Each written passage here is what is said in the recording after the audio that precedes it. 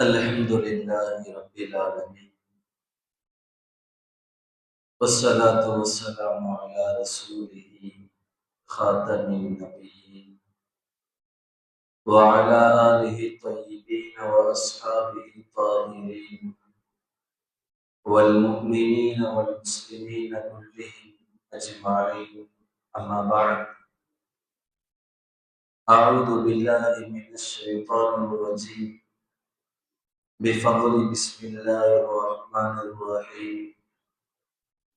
يا أيها الناس اعبدوا ربكم الذي خلقكم من نفس واحدة وخلق منها زوجها إلى آخر الآية. صدق الله مولانا العظيم وصدق رسوله النبي الكريم، ونحن على ذلك من الشاهدين والشاكرين والحمد لله رب العالمين. புகழனைத்தும் அல்லாஹ் ஒருவனுக்கு.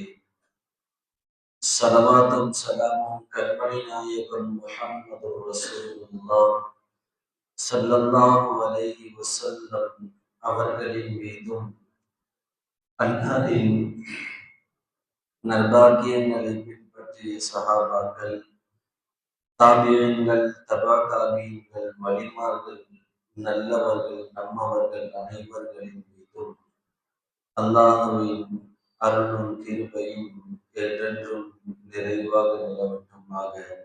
ஆமீன். அல்லாஹ் ஜல்ல ஷானஹு வ தஆலா அருள்மறையாய் திருமறை குர்ஆனிலே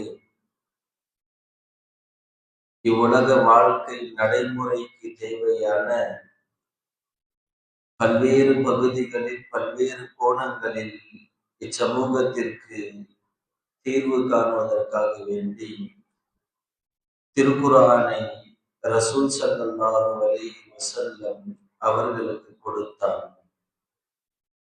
குர்ஆனை சரிவரம் விளங்க வேண்டும் என்பதற்காக வேண்டி அருமைநாயகம் ரசூலுல்லாஹி ஸல்லல்லாஹு அலைஹி வஸல்லம் அவர்களை வாழ்க்கை ரீதியான குர்ஆனாக நமக்கு கொடுத்தார். நாம் எல்லாம் பார்க்கின்ற, ஓதுகின்ற குர்ஆன் வார்த்தை ரீதியான குர்ஆன். நாம் எல்லாம் தெரியாமலே நம் வாழ்க்கையை பயணித்திருக்கின்ற இந்த வாழ்க்கை நாயகத்தினுடைய வாழ்க்கை ரீதியான குர்ஆன். குர்ஆனோடு ஒப்பிடுகின்ற வாழ்க்கை என்றுமே வெற்றிக்குரியதாக இருக்கும். குர்ஆனுக்கும் ரசூலுக்கும் மாற்றமான வாழ்க்கை, அது எப்பேற்பட்ட நபராக இருந்தாலும் வாழ்க்கையில் ஏதோ ஒரு மூலையில் தோல்வி காண வேண்டியது இருக்கும். எனவேதான் குர்ஆனை கட்டி பாதுகாத்தோம் என்றால், குர்ஆனிலே சொல்லப்பட்ட நபியுடைய வாழ்க்கை வரலாற்றினுடைய கட்டமைப்பிற்கு கீழ் நம் வாழ்க்கையை பயணித்தோம் என்றால் வாழ்க்கையில் உண்மையான வெற்றி காண முடியும். குர்ஆனை எடுத்த உடனே அலிஃப் லாம் மீம் என்று துவங்குகின்ற குர்ஆன் பக்கத்துல சொல்லப்படுகின்ற வார்த்தை என்ன தெரியுமா? ஸாலிகல் கிதாபு லா ரைப ஃபீ. இந்த வேதத்தில் எவ்வித சந்தேகமும் இல்லை என்று தான் அல்லாஹ் துவங்குகின்றான்.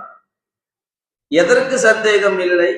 ஹுதல் லில் முத்தகீன், முத்தகீன்களுக்கு, முஃமின்களுக்கு, முஸ்லிம் சமூகத்திற்கு இந்த குர்ஆனை பிடித்து கொண்டார்கள் என்றால் அவர்கள் நேர்வழியில் இருக்கிறார்கள் என்பதில் எவ்வித சந்தேகமும் கிடையாது. ஒருத்தர் குர்ஆன் ஓதுகின்றார், குர்ஆனை விளங்குகின்றார், குர்ஆன் படி தன் வாழ்க்கையை செலுத்துகின்றார், குர்ஆன் படி தன்னுடைய வாழ்க்கை அனைத்தையும் கொண்டு வருகிறார் என்றார் அவர் வாழ்க்கையில் வெற்றி பெற்று விட்டார், நேரான வழியில் இருக்கிறார் என்பதற்கு எவ்வித சந்தேகமும் கிடையாது. இதைத்தான் நல்ல ஆரம்பமாகவே சொல்லுகிறார். குர்ஆன் என்ற ஒரே ஒரு கட்டமைப்பை எடுத்தீர்கள் என்றால், குர்ஆனுடைய வாழ்க்கை, குர்ஆனுக்கு ரீதியில குர்ஆன் எவ்விதத்தில் சொன்னதோ அந்த கட்டமைப்புக்கு கீழ் நம் வாழ்க்கை ஆகுமேயானால் அவ்வாழ்க்கை வெற்றி காண முடியும், இம்மையிலும் மறுமையிலும். வெறும் துன்யா மற்றும் வாழ்க்கை கிடையாது. நிரந்தரமான துன்யாவிலும் அல்ல, நிரந்தரமான மறுமையிலும் குர்ஆன் என்பது ஹிதாயத்து கொடுக்கும் என்பதில் எவ்வித சந்தேகமும் கிடையாது. ஒரு 2 வாரங்களுக்கு முன்னால் வாழ்க்கைக்கு மிக முக்கியமான தலைப்பை பற்றி பேசியிருந்தோம். ஒரு சில கருத்துக்கள் பேசி விடுபட்டு இன்ஷா அல்லாஹ் தொடரில் அல்லாஹ் நாடினால் பார்ப்போம் என்று சொல்லியிருந்தோம். ஒரு கணவன் மனைவி வீட்டில் எவ்வாறு இருக்க வேண்டும், ஒரு கணவன் மனைவி குடும்பம் எப்படி நடாத்த வேண்டும், ஒரு கணவன் மனைவிக்கு மத்தியில் அன்பு எப்படி இருக்க வேண்டும், ஒரு கணவன் மனைவிக்கு மத்தியில் வாழ்க்கை எதன் கீழெல்லாம் பயணிக்க வேண்டும், ஒருவருக்கு ஒருவர் விட்டு கொடுக்க வேண்டும், இவரும் மதிப்பு கொடுக்க வேண்டும், அவளும் இவரை மதிக்க வேண்டும், மரியாதை செலுத்த வேண்டும் என்றெல்லாம் ஒரு 3-4 விஷயங்களை பார்த்தோம். ஒரு குடும்பம் என்ற கட்டமைப்பை குர்ஆன் பேசுகிறது என்றால் இபாதத் என்று சொல்லக்கூடிய வணக்க வழிபாடை பற்றி அல்லாஹ் 4இல் ஒரு பாகத்தை தான் பேசுகின்றான். ஹுகூக்குல் இபாத் என்று சொல்லக்கூடிய ஒரு நபர் பிறர் நபருக்கு செய்யக்கூடிய கடமைகளை பற்றி தான் குர்ஆன் 4இல் 3 பாகங்கள் பேசப்படுகின்றது. நீ தொழு, நோன்பு வை, ஜகாத்து கொடு, ஹஜ் செய் என்றெல்லாம் ஒரு பாகத்தோடு அல்லாஹ் முடித்து விட்டான். மீதி இருக்கின்ற 3 பாகத்தையும் 3 பிரிவையும் அல்லாஹ் வாழ்க்கை ரீதியாக எப்படி வியாபாரம் செய்ய வேண்டும், உன் குடும்பம் எப்படி இருக்க வேண்டும், ஒரு தந்தையாக, ஒரு கணவராக, ஒரு மூதாதையராக, ஒரு குழந்தையாக நீ எப்படி இருக்க வேண்டும் என்று தான் குர்ஆனினுடைய 3 பாகங்களும் சொல்லிக் கொடுக்கிறது என்றால் ஒரு குடும்பம் என்ற வட்டம் நமக்கு எவ்வளவு முக்கியம் என்பதை விளங்கிக் கொள்ள வேண்டும். ஒரு கணவன் மனைவி எப்படி இருக்க வேண்டும் நம்ம யோசித்து பார்க்க வேண்டும். நம் வாழ்க்கையில் இதுவரை திருமணமானவர்கள் யோசிக்க வேண்டும், என் மனைவிக்காக வேண்டி இதுவரை நான் என்னத்தெல்லாம் விட்டு கொடுத்துருக்கேன், என்னத்தெல்லாம் விட்டு கொடுத்துருக்கேன். வாழ்க்கையில் அன்றாட நடைபெற எழுந்ததிலிருந்து தூங்க வரையும் தொலைதூர சிந்தனை, சின்ன சின்ன காரியங்கள், எதையெல்லாம் விட்டு கொடுத்துருக்கோம். என்னைக்காவது ஒரு தடவையாவது நான் செஞ்சது தப்புமான்னு மனைவி கிட்ட சொல்லியிருப்போமா? தப்பே இருந்தாலும் கூட மண்ணுல விழுந்தாலும் மீசையில மண்ணு ஓட்டலன்னு சொல்றவங்க தான் ஆண்கள் சமுதாயம். ஒரு மனைவியிடத்துல ஏதாவது ஒரு தவறு ஏதாவது ஒரு மூலையில் செய்திருந்தால் என்றாவது மனைவியிடத்திலே போய் நான் செய்தது தவறு, என்னை மன்னித்து விடு என்று யாராவது கேட்டு இருப்போமா? ஏதாவது ஒரு தியாகம் செய்திருப்போமா? வாழ்க்கையில் ஒன்றுமே தெரியாது, நம் யார் என்றே தெரியாமல் 19, 20, 25 வருடங்கள் பெற்றோருடைய அரவணைப்பில் இருந்து நிக்காஹ் என்ற ஒரு கோட்பாடு, நிக்காஹ் என்ற ஒரு கட்டமைப்பில் ஒரு பெண் வரும் பொழுது 20 வருடம் பெற்று வளர்த்த தாய் தந்தையும் மறந்து அவர்களை உதறி தள்ளிவிட்டு கட்டின கணவன் போதும் என்று வருகிறாரே, இந்த பெண்ணுடைய தியாகத்திற்கு மத்தியில் நாம் என்ன செய்தோம் மனைவிக்காக சிந்தித்து பார்க்க வேண்டும். சிரமப்பட்டு ஒரு பெற்றோருடைய பாதத்தை பற்றி அல்லாஹ் குர்ஆனிலே சொல்லும் பொழுது ஒரு குழந்தையை ஒரு தாய் பெற்றெடுக்கும் பொழுது சிரமத்திற்கு மேல் சிரமப்பட்டு, தாரம் என்று சொல்லுவாங்களே, என்ன உயிர் போய் உயிர் வருவதற்கு தான் தாரம் சொல்லுவாங்க. உயிரை போய் தான் மறுபிறவி எடுத்து வருவது போல ஒரு சிரமமான ஒரு சூழலில் போய் சிக்கொண்டு ஒரு குழந்தையை பெற்றெடுக்கின்றாள் தாய். தன்னுடைய ரத்தத்தையும் பாலாக்கி சின்ன சின்ன விஷயத்தையும் நுட்பமாக கவனித்து என் பிள்ளைக்கு என்ன பிடிக்கும், என் பிள்ளைக்கு இதுதான் பிடிக்கும் என்றெல்லாம் அரவணைப்பில் வளருகின்ற பெண்கள் 20 வருஷம் 25 வருஷம் பெற்றோரிடத்திலே இருந்து ஒரு கல்யாணம் நிக்காஹ் என்ற கோட்பாடில் கணவனிடத்திலே வரும் பொழுது அனைத்தையும் மறந்து விட்டு கணவன் தான் முக்கியம் என்று வருகின்றாலே, இந்த பெண்ணுடைய தியாகத்திற்கு என்ன பதில்?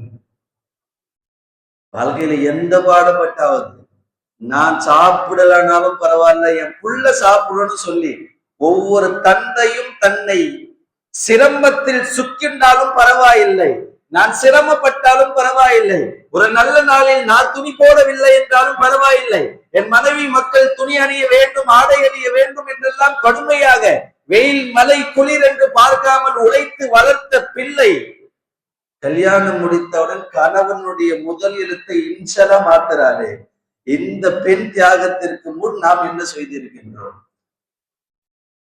ஸல்லல்லாஹு அலைஹி வஸல்லம் சொன்னார்கள் அல்லவா, ஒரு பெண் கணவனுடைய கட்டுப்பாட்டில் வந்த பிறகு, திருமணம் முடித்த பிறகு கணவன் எவ்வளவு முக்கியம் என்பதை ரசூலும் அல்லாஹும் கட்டமைத்தார்கள் அல்லவா?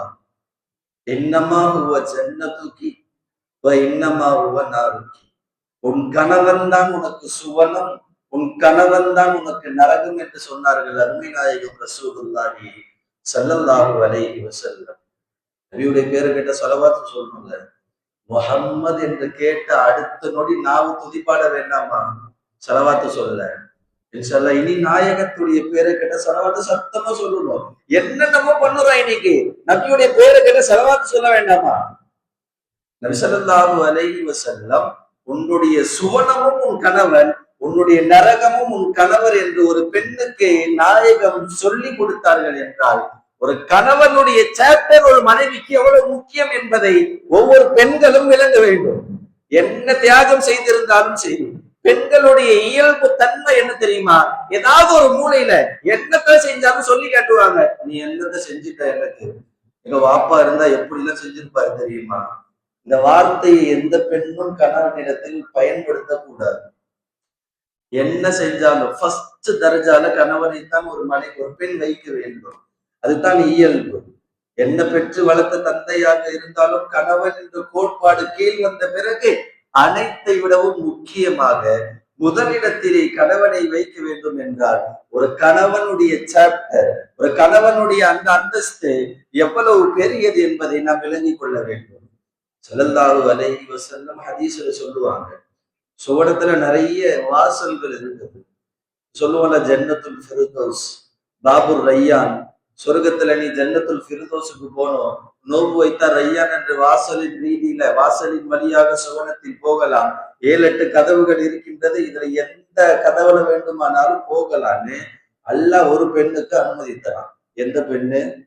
இதா ஸல்லத் இம்ராஅத்துன் ஹம்ஸஹா, ஒரு பெண் 5 நேர தொழுகையை சரிவர தொழுகிறார். வஸாமத்து ஷஹரஹா, 1 மாத கால ரமலானுடைய நோன்பை கடைபிடிக்கிறார். வஹஃபிதத் ஃபர்ஜஹா, கற்பொழுக்கத்தோடு உலகத்துல வாழ்கிறார். 4வது மிக முக்கியமானது வஅதாஅத் ஸௌஜஹா, கணவனுக்கு கீழ்ப்படுகிறார் என்றால் யதுஹுலு பிஅய்யி அபுவாபில் ஜன்னah, அந்த பெண்மணி எந்த வழியில வேணாலும் சொர்க்கத்துக்கு போய்க்கலாம். நீ ஜன்னத்துல் ஃபிர்தௌஸுக்கு போனோமா போ, சொர்க்கத்துல 8 வாசல்கள் இருக்கிற எந்த வழியில வேண்டுமானாலும் நீ சொர்க்கத்துக்கு போய் கொள்ளலாம். என்ன நிபந்தனை? வஅதாஅத் ஸௌஜஹா, உனக்கு கொடுக்கப்பட்ட கணவன் என்ற கணவனுக்கு அந்த சாப்டர், அந்த கணவனுடைய அந்தஸ்தை கவனித்து கட்டுப்படுத்து நடந்தாய் என்றால் எந்த வழியில வேண்டுமானாலும் சொர்க்கத்துக்கு போலாம். அவ்வளவு பெரிய அந்தஸ்து அல்லாஹ் ஜல்ல ஷானஹு வ தஆலா கணவனுக்கு கட்டுப்படுவதற்கு வைத்திருக்கிறான் என்றால் ஒவ்வொரு பெண்மணிகளும் விளங்கிக் கொள்ள வேண்டும் ஒரு கணவன் வாழ்க்கையில் எவ்வளவு முக்கியம் என்பதை. எப்படி பார்த்தாலும் ஒரு கணவனுக்கு மனைவியும் ரொம்ப முக்கியம், ஒரு மனைவிக்கு கணவனும் ரொம்ப முக்கியம்.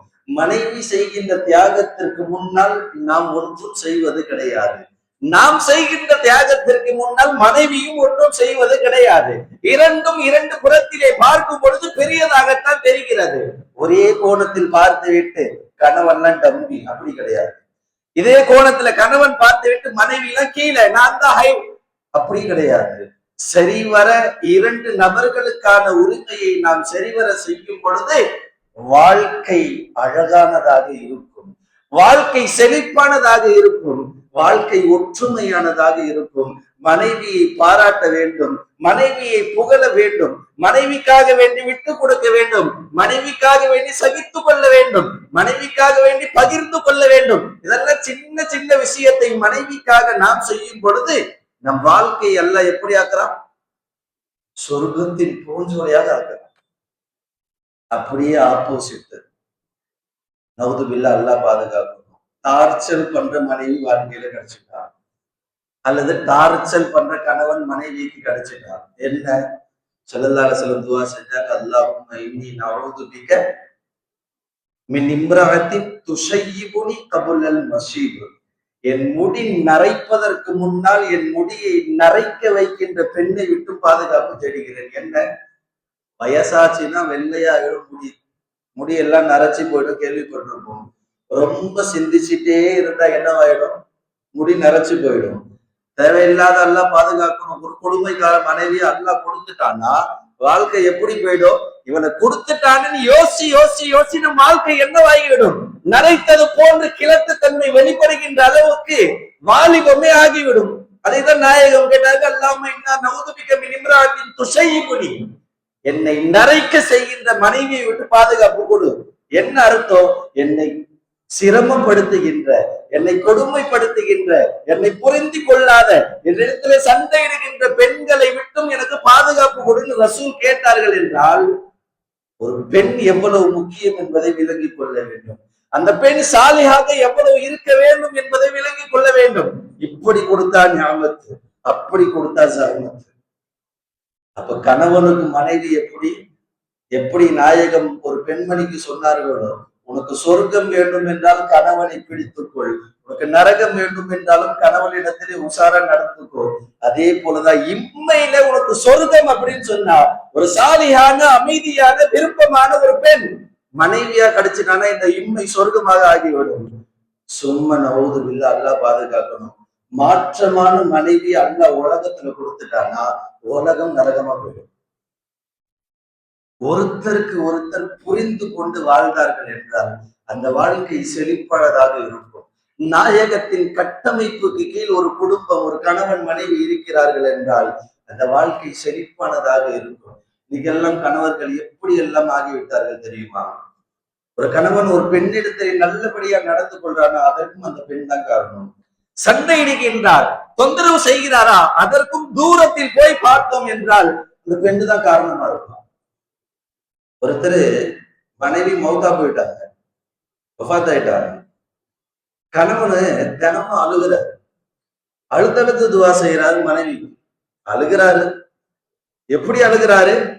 கபரிஸ்தான்ல போயிட்டு பெண்ணுடைய எந்த இடத்துல அந்த மனைவியை புதைக்கப்பட்டார்களோ கபருக்கு பக்கத்துல உட்கார்ந்து அழுகிறாரு. எல்லாரும் பார்க்கிறாங்க, கணவன்னா இப்படி இருக்கணும். என்ன பாசம் மனைவி மேல. விட்டு போனவங்களை நினைச்சு அழுகுறவங்களை பார்த்திருக்கோம். ஒரு மனைவி விட்டு போயிட்டாங்கன்னா அன்பு பாசத்தெல்லாம் நினைச்சு அழுகிறவங்களை பார்த்திருக்கிறோம். ஒரு கபரஸ்தான்ல போய் கபரு கிட்ட உட்கார்ந்து அழுகிறாரு.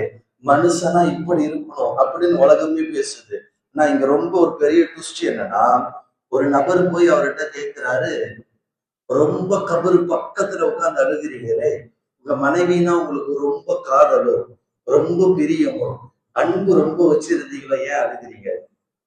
அந்த நபர் சொன்னாரு, நான் வாழ்ற காலத்துல ஒரே நாள் கூட என் மனைவி என்னை சந்தோஷப்படுத்தியது கிடையாது. ஒரே ஒரு நாள் கூட என்னை மகிழ்ச்சியாக வைத்தது கிடையாது. எந்த நேரமும் என் டென்ஷன், எந்த நேரமும் என்னை ஏதாவது ஒரு கவலையில் சிக்கொண்டே வைத்திருந்தால் என் மனைவி. பிறகு ஏன்பா நீ வந்து அழுகிற? நான் ஒரு ஹதீஸ்ல படிச்சேன், மௌத்தா போயிட்டாங்க ஒருத்தர், அவரை நினைச்சு நினைச்சு அழுதுட்டே இருந்தா அல்லாஹ் அவங்களை என்ன பண்ணுவான்? வேதனை செய்வான். நீ விட்டு வந்ததுனால்தானே அல்லாஹ், நீ விட்டு வந்ததுனால்தானே அவரு அழுகிறாரு, நீ ஏன் விட்டு வந்த நல்லா கேட்பா. அப்ப நான் கபூர்ல உட்கார்ந்து அழுதனா கபூருக்குள்ள இருக்கிற என் மனைவி அல்லாஹ் தண்டிப்பான. ஒரு இந்த அளவுக்கு ஒரு கணவர் போனார் என்றால், ஒரு பெண் அந்த மனைவி என்ற சாப்டர், அந்த மனைவி என்ற கேட்டகரியில் வாழ்ந்த அந்த பெண் என்னவெல்லாம் செய்திருப்பாள்? நல்லது செய்த யாருக்காவது எந்த கணவராக போய் அப்படி செய்வார்களா? சிந்திக்கின்ற ஒரு விஷயம், நகைச்சுவையாக இருக்கலாம். ஏன் அப்படி செய்தார்? நகைச்சுவையாக நாம் பேசலாம், கேட்பதற்கு சிரிப்பாக இருக்கலாம். ஒரு கணவன் இந்த அளவுக்கு யோசித்து ஒரு மனைவிக்காக வேண்டி செய்கிறார் என்றால் அந்த மனைவி வாழும் காலத்துல இவருக்கு என்னெல்லாம் செஞ்சிருப்பாரு விளங்கணும். நவுதுபில்லா, அல்லாஹ் பாதுகாக்கும். ஒருவருக்கு ஒருவர் பிரிந்து வாழ, புரிந்து கொண்டு வாழ வேண்டும். ஒருவரை ஒருவர் சார்ந்து வாழ வேண்டும். எந்த தவறு ஏற்பட்டாலும் நீ தான் செஞ்சேன்னு சொல்லக்கூடாது, நான் அந்த அம்மா செஞ்சேன். அந்த அம்மாவும் சொல்லணும், நீங்க ஒன்னும் செய்யல, நான் தான் செஞ்சேன். ஒரு சம்பவம், ஒருத்தர் கணவர் உட்கார்ந்து படிச்சுட்டோ எழுதிட்டோ இருக்காரு. ஒரு புள்ள மனைவி வந்து காஃபி வச்சுட்டு போயிட்டாங்க. அந்த புள்ள, அவருடைய குழந்தை வந்து அந்த காஃபியை தட்டி விட்டுடுச்சு. நம்ம என்ன பண்ணுவோம்? எடுத்த உடனே அடிதான் குழந்தைக்கு. ஏதாவது ஒரு முக்கியமான வேலை, கணக்கு எழுதிட்டு இருக்கோம், படிச்சுட்டு இருக்கோம், என்னமோ ஒண்ணு பண்ணிட்டு இருக்கும் பொழுது அந்த பிள்ளை வந்து ஏதாவது பண்ணிடுச்சுன்னா என்ன பண்ணுவோம்? ஒண்ணு அந்த பிள்ளைய அடிக்கிறது, இல்லைன்னா உள்ள இருக்கிற மனைவிய கூப்பிட்டு 5 நிமிஷம் இருந்து வச்சுட்டு போயிருக்கலாம்ல, பிள்ளையா பெத்து வச்சிருக்க, வந்து என்னமோ பண்ணிட்டான் பாரு, இவர் அப்படியே நம்ம மேல பழிய போறது. மாற்றமா வாழ்க்கையில சார்ந்து புரிந்து கொண்டு வாழ்கிறார்கள். அந்த காஃபியை தட்டி விட்டோன்னு அந்த குழந்தை பாப்பாட்ட சொல்லும், பாப்பா நான் தெரியாம தட்டி விட்டுட்ட பாப்பா, மன்னிச்சிருங்க. இந்த கணவர் சொல்லுவாரா, நீ என்னத்தான் பண்ணுவ, அம்மா வச்ச உடனே நான் எடுத்து குடிச்சிருக்கணும், நான் ஏதோ ஒரு கவனக்குறைவுல குடிக்கல, நீ என்ன தப்பு செஞ்ச? தப்ப இவர் மேல போடுறாரு. உள்ள இருந்து வந்த அந்த அம்மா, இல்லைங்க நான் வச்சு ஒரு 5 நிமிஷம் இருந்து உங்க கையில கொடுத்துட்டு போயிருந்தா அந்த காஃபி விழுந்திருக்காது அல்லவா.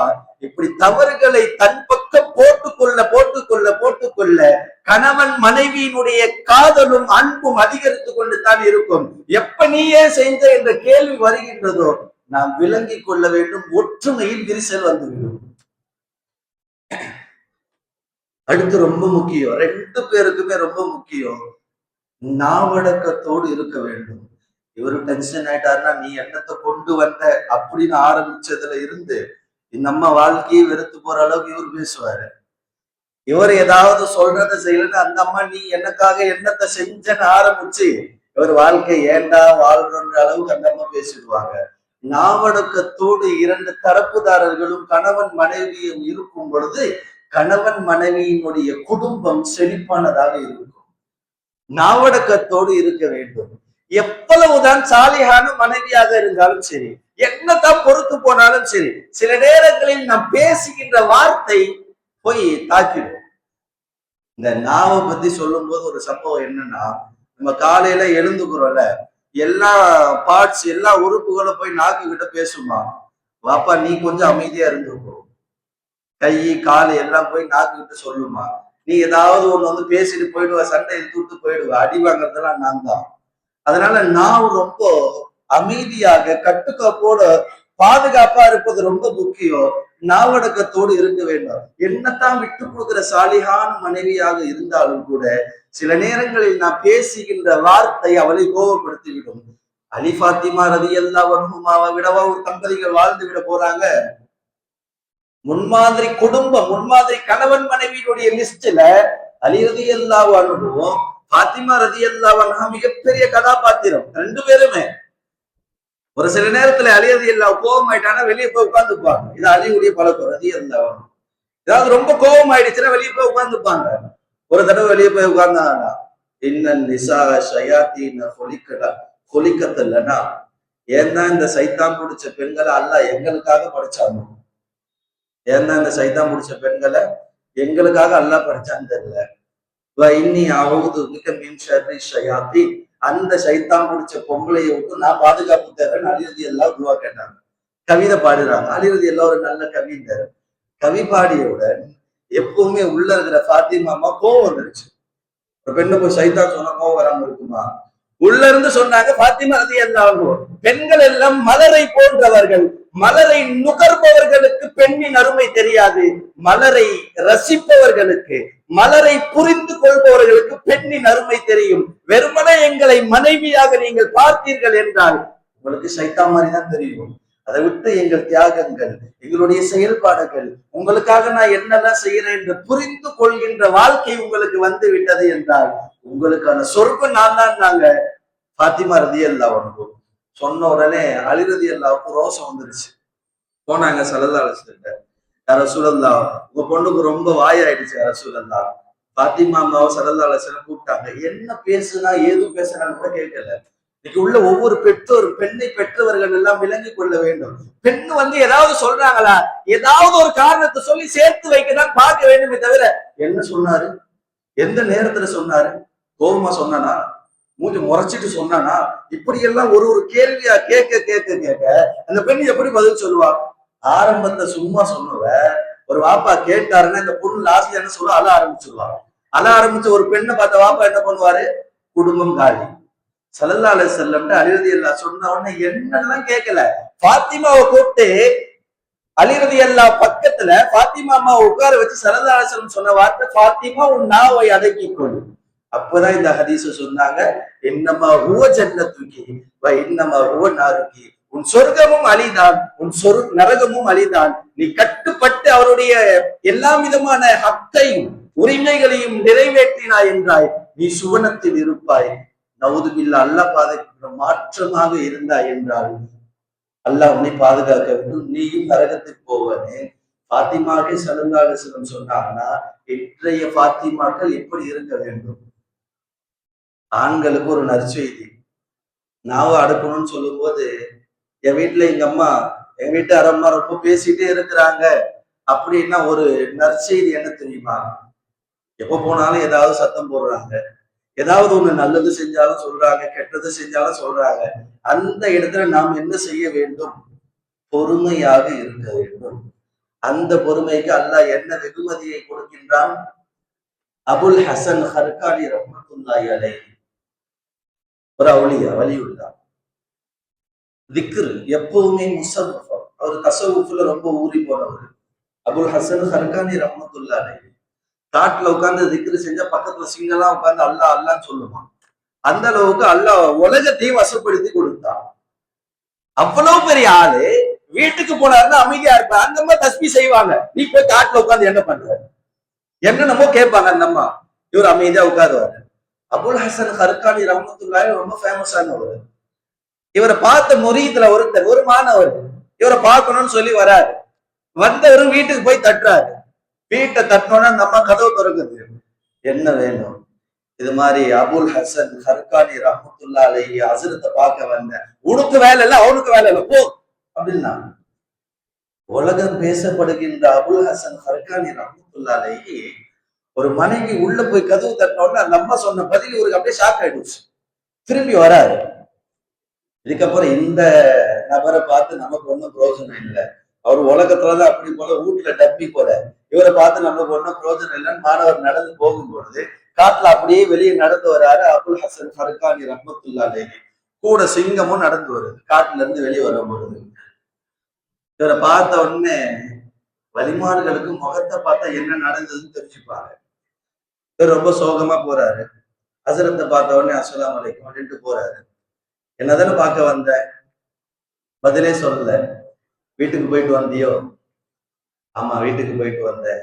இந்த அம்மா சத்தம் போட்டுச்சோ? அம்மா சத்தம் போட்டுச்சு. அப்ப அபுல் ஹசன் ஹர்கானி ரஹ்மத்துல்லாஹி அலைஹி அழகா சொன்னாங்க, ஒரு மனைவி வீட்டுல ஏதாவது நமக்கு பிடிக்காத ஒரு விஷயத்தை செய்யலாம், ஆனா மற்ற எல்லா விஷயங்களும் விருப்பமானதாக இருக்கும். உனக்கு பிடிக்காத ஏதாவது ஒண்ணு உன் மனைவி செய்யும் பொழுது பிடித்து உனக்காக செய்கின்ற அந்த செயல்களை நினைவு கூர்ந்து பார், இது உனக்கு கண்ணில் தெரியாமல் போய்விடும். அந்த அம்மா என்னதான் திட்டுவா, ஆனா பிள்ளைங்களை நல்லா பார்த்துப்பா, எனக்கு என்ன தேவையோ அதையும் சரியா நடந்துக்குப்பா, என்ன மட்டும்தான் ரஃப் அண்ட் டைட்டா கொஞ்சம் ஹேண்டில் பண்ணும், அவனதான். அப்புறம் இன்னொரு வார்த்தை சொன்னாங்க மாணவருக்கு, இன்னொன்னு விளங்கிக்கொள், உன் மனைவி வாயாடியாக இருந்து, உன் மனைவி உன்னை சிரமப்படுத்தி கொண்டே இருந்து நீ அமைதியா இருக்கான்னா நீ உனக்குள் நீ சொல்லிக்கோ நான் சொர்க்கவாசின்னு சொல்லி. ஒரு மனைவி ஒரு கணவனை பேசுகின்றால், அதிகமாக பேசுகின்றால், நாவடக்கம் இல்லாமல் நடந்து கொள்கிறார்கள் என்றால் அந்த இடத்துல நீயும் நாவாய் அடக்காமல் பேசும் பொழுதுதான் சண்டை ஏற்படும். அந்த அம்மா பேசும் பொழுது நீ அமைதியா இருந்துக்கோ. அந்த அம்மா ஒவ்வொரு வார்த்தை பேச பேச பேச அல்லாஹ் சொர்க்கத்தை அவருடைய ஒவ்வொரு தரஜாவை உயர்த்திட்டே போற அப்படின்னு நினைச்சு கொண்டாங்க. அபுல் ஹசன் ஹர்கானி ரஹ்மத்துல்லாஹி அலைஹி நாம் எல்லாம் என்ன சாதித்து விட்டோம்? உலகம் பேசப்படுகின்ற ஒரு அபுல் ஹசன் ஹர்கானி ஸல்லல்லாஹு அலைஹி வஸல்லம் அவர்களையே ஆயிஷா அம்மா கேட்டிருக்காங்க. ஒவ்வொரு மனைவியுடைய வீட்டிற்கு வரும்போது ஸல்லல்லாஹு அலைஹி வஸல்லம் கேட்பாங்க, சும்மா கேட்பாங்க, நீ ஒரு நாள் மௌத்தா போயிட்டா நான் என்ன செய்யறது அப்படின்னு. ஸல்லல்லாஹு அலைஹி வஸல்லம் கேட்ட உடனே என்ன சொல்லுவாங்க, என்ன இப்படி சொல்லிட்டீங்களே, அப்படி எல்லாம் கேட்கல, என்ன நான் மௌத்தா போயிட்டா வேற ஒருத்தவங்க கூட போயிட்டு ஜாலியா இருப்பீங்க அப்படின்னு சொல்லிட்டாங்க. இப்ப ஸல்லல்லாஹு அலைஹி வஸல்லம் பேசினாலும் கிடையாது, அமைதியா போனாங்க. அப்போ ஒரு பெண் மனைவி பேசும் பொழுது நம் மனைவி தான் பேசுகிறாள் என்று விட்டு விட்டு அவள் செய்த நல்ல காரியங்களை யோசித்தோம் என்றால் சண்டை ஏற்படாது, பிளவுகள் ஏற்படாது, சச்சரவுகள் ஏற்படாது, வாழ்க்கை ஒற்றுமையாக இருக்கும். பிளவில்லாமல் வாழ வேண்டும் என்றால் முதலில் நாம் விட்டு கொடுக்க வேண்டும். யாருக்கு விட்டு கொடுத்தோம்? மனைவிக்கு தானே. 4 பேர் பார்க்கல, ஒரு வீட்டுக்குள்ள நடக்குது, அதான் சொல்லுவோம்ல, கீழே விழுந்தாலும் வீசல மண் ஓட்டலன்ற மாதிரி என்னத்தான் நடந்தாலும் வீட்டுக்குள்ளதான் என் மனைவி திட்டுற, வீட்டுக்குள்ளதான் திட்டுற, வெளியே போய் யாரும் பார்ப்பது கிடையாதுல்ல. அப்படின்னு விட்டு கொடுத்துட்டோம்னா எந்த சண்டையும் இல்லை, எந்த சச்சரவும் இல்லை, வாழ்க்கை செழிப்பானதாக இருக்கும். அலியும் விட்டு கொடுத்தார்கள், நாயகமும் விட்டு கொடுத்தார்கள் என்றால் ஒரு மனைவியிடத்தில் எப்படி நடந்து கொள்ள வேண்டும் என்பதை நாம் விளங்கிக் கொள்ள வேண்டும். மனைவியும் கணவனுக்கு சலித்தவள் கிடையாது, கணவனும் மனைவிக்கு சலித்தவன் கிடையாது. அவரவருடைய நிலையில் பார்க்கும் பொழுது, அவரவருடைய கோணத்தில் பார்க்கும் பொழுது அவன் உயர்ந்தவன் என்று இருந்தால், அவன் உயர்ந்தவனதாக இருக்கும் பொழுது நாம் விளங்கிக் கொள்ள வேண்டும். மனைவிக்காக வேண்டி விட்டு கொடுக்க வேண்டும், மனைவியை புரிந்து நடக்க வேண்டும். என்ன தெரியுமா, ஒவ்வொரு மனைவியும் நினைப்பா, என் கணவனுக்கு முன்னால் நான் மௌத்தா போயிடணும்னு சொல்லி. யாராவது நினைச்சிருப்போமா? ஒவ்வொரு மனைவியும் என் கணவனுக்கு முன்னால் நான் மௌத்தா போகணும். ஏன்? சுமங்கலியாக. நான் இதால இருக்க தேவையில்ல, நான் விதவை பெண்ணாகலாம் இருக்கக்கூடாது, என் கணவனுக்கு முன்னால் நான் மௌத்தாக வேண்டும் என்ற வாழ்க்கையை வாழுகின்ற ஒரு பெண்ணுக்கு மத்தியில் நாம் என்ன விட்டு கொடுத்தால் குறைந்து விடுகின்றோம். அல்லாஹ் எதை கொடுத்தாலும் அவள் திட்டுகிறாள வாங்கிப்போ, அவள் ஏதாவது நல்லது கொடுக்கிறாள வாங்கிப்போ. இரண்டு புறத்திலும் சண்டை ஏற்படும் பொழுதுதான் அது பிரிவினத்திலே போய் தலாக்கிலை கொண்டு போய் விட்டுவிடும். தலாக்குகள் என்று பெருகி வருகின்ற முதற் காரணம் என்ன தெரியுமா? இரண்டு நபர்களுடைய வாதங்கள் முத்தி போகும் பொழுதுதான் தலாக்கிலே போய் நிற்கின்றது. அல்லாஹ் வார்த்தை சொல்வதையும் கூட வெறுக்கின்றான். தலாக் என்ற வார்த்தையை வாயால் சும்மா சொல்லுவதையும் அல்லாஹ் வெறுக்கிறான் என்றால் அந்த நிலைக்கு கொண்டு போய் சேர்க்கின்ற எல்லா காரியத்தையும் நாம் தள்ளிவிட வேண்டும். மனைவிக்காக வேண்டி விட்டு கொடுக்க வேண்டும். மனைவியும் ஒரு கணவன் எவ்வளவு முக்கியம் என்பதை விலகிக் கொள்ள வேண்டும். மனைவிக்கு சொல்ல வேண்டும் என்றால் கணவன்மார்கள் தான் சொர்க்கம். மனைவி கணவனுக்கு சொல்ல வேண்டும் என்றால், மனைவி இல்லை என்றால் நம்மை பார்த்துக் கொள்வதற்கு யாரும் முன் வர மாட்டாங்க.